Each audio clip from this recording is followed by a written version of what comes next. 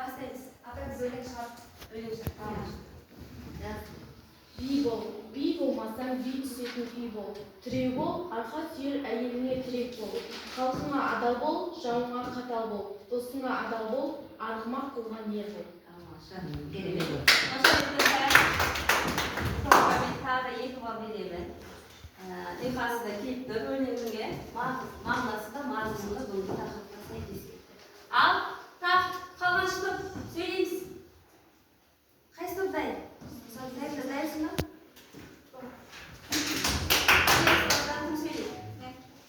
Duman varmış, duman olsun. Aydan diyelim, carayla.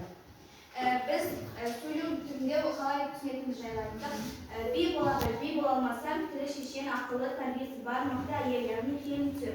Әйел адамдармен сөйлесе алатын. Мысалы, ердің бақытын келтіретін де әйел. Мысалы ретінде біз мысал келтіретін болсақ, біз шығармадан мысал келтірдік, ол Данагүл мысалы. Төле би ол шешен, бірақ оның үйіне сонда да шешен келін, Дана келін түсті.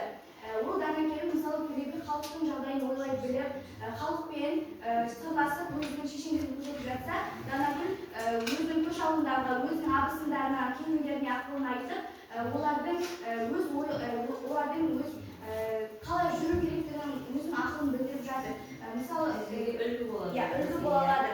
Және сондай-ақ өзі де Төле би қарақшыға түсіп қалған кезде де ауылға хаттар жіберген кезде онда түсінген ешкім халық түсінген жоқ, тек қана өзінің келіні ғана түсініп Төле биді құтқарып алған. Сол себептен де бізде негізі келін, әйел мықты және дана шешен болу керек. Келесі топ, екі топ. Халықта әділ басқаратын көмек көрсету, дау-дамайды шешу, әділ әрі бірлікті сақтауға шақыру. Бұл әлемде әйелдің маңызы өте зор. Мысалға келгенде осы тақырыпқа байланысты Төле би өзінің ауылдағы мәселелерді шешіп жүргенде, оның кейінгі өзінің жақындары, туыстары арасындағы дау-дамайларды шешіп оған көмектесіп жүреді.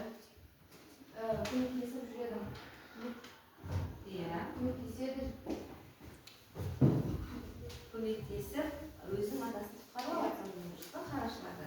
Тамаша да?